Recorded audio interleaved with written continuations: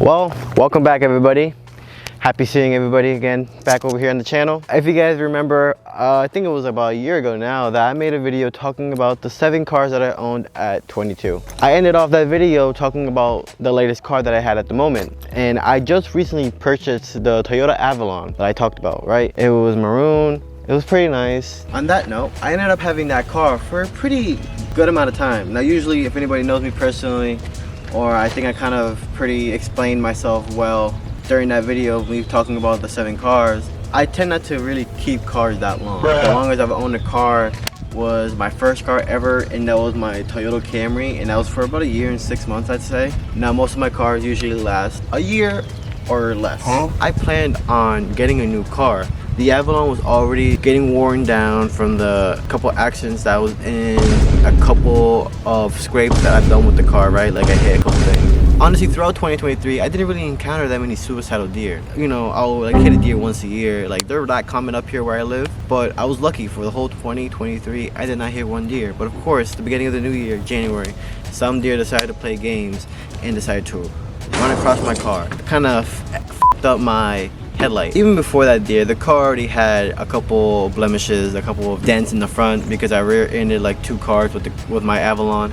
Now yes, by the sound of that, you guys are probably thinking, wow, this man should not be on the road. You know, I kind of need to drive. I drive people around, right? So a car is really important for me in my life. That's until insurance catches up to me. Right now I'm paying a pretty hefty price for my car insurance when I'm only getting like early 2000 model cars still. But anyway, back on topic. I was planning on getting a new car. Point where like your car will shake. You need new speakers. I need a new car. That too. When I get a new car, what number is that one gonna be? it's gonna be number 8. So if anybody, it's insane. if anybody's been on the channel for that long, I did a video where I had to talk about all the cars that I've owned. It's getting to the point where I need a new one. When that comes, I'm gonna make a video on how the condition of that car is right now and what new car I get. And it will be a pretty cool video. Planning on replacing my Avalon. I still didn't know what car I wanted, right? But I knew the day was gonna come soon that the Avalon was just not gonna work anymore. Knowing me, I was gonna you know, wreck the car.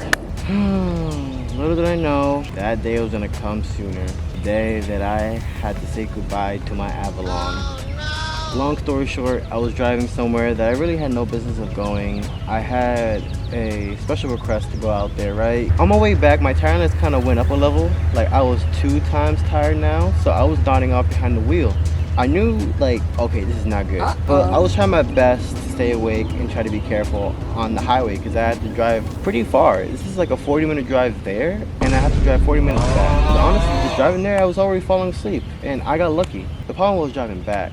But long story short, I fell asleep behind the wheel and crashed my car. It was basically totaled. I had it for a good year and like 3 months. I bought it in November of 2022, and you know, it lived on until March 27th, 2024. So I did have it for a good amount of time. Probably my second longest lasting car or third. It's up there, it's up there. Luckily I had a friend whose cousin was selling their car, and come to find out, it was a Honda Pilot. For those who don't know, before the Avalon, I had an 04 Pilot. It was big, it was spacious, I could bring all the J's and more in the car. It's like 7 seats in here, right? I did get the whole like dad joke a lot, like, oh, you're a dad. And it was just a vibe the whole time. When I found out that his cousin was selling a bit newer Pilot, I was like, okay, I mean, I might as well go back with the Pilot. Yeah, I know, you guys are probably questioning the change of scenery. Huh?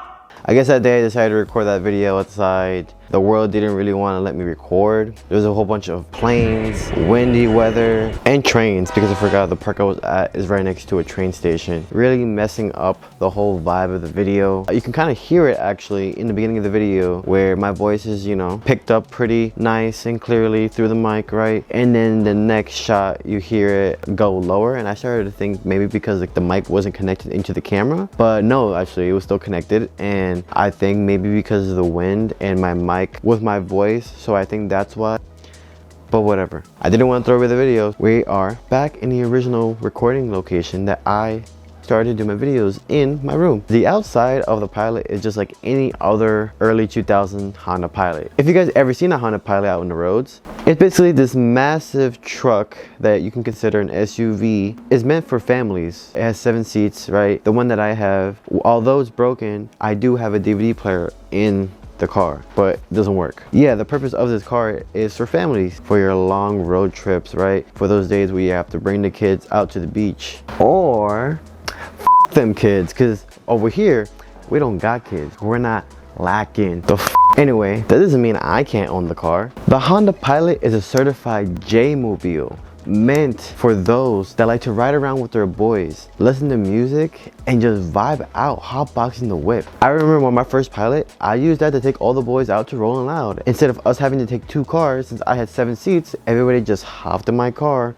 Everybody helped out with parking, and we was out hotboxing on the way to Rolling Loud. If you really want a lit vehicle to ride around with your friends, the Honda Pilot is a must. Anybody out there that doesn't really care about speed or looks, that just want a lot of space inside, they can just chill out with their friends and just stay lit, you know? But what really makes this Honda Pilot unique from any other early 2000s Honda Pilots is what's inside the car. These guys put in a brand new smart radio. It has Apple CarPlay, because if it didn't, then I would have had to done it.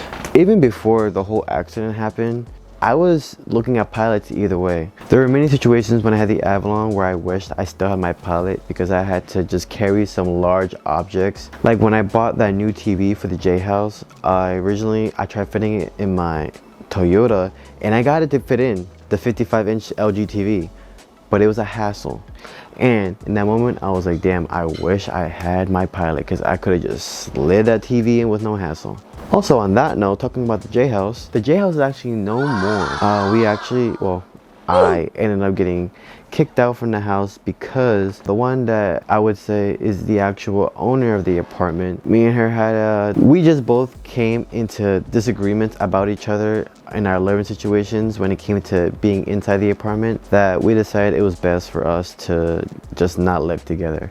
But the thing with Josh is he's actually away. He went away to some go-away trade school, right? That's the reason why Josh also left the J House. You're gonna start seeing more of me in my room one-on-one. RIP the J House, and hey, who's to say there won't be a J House 2? To be continued. Now we get to the best part of the video, the interior. Now clearly I'm recording this in the daytime, so I'm going to show you guys some night footage of the inside of my car. Probably can't tell. This roof right now, right? It was originally just a normal matted roof. The owner of the car replaced it with this nice suede roof, but it's just not any normal suede roof. This roof has individual lights throughout the roof signifying stars.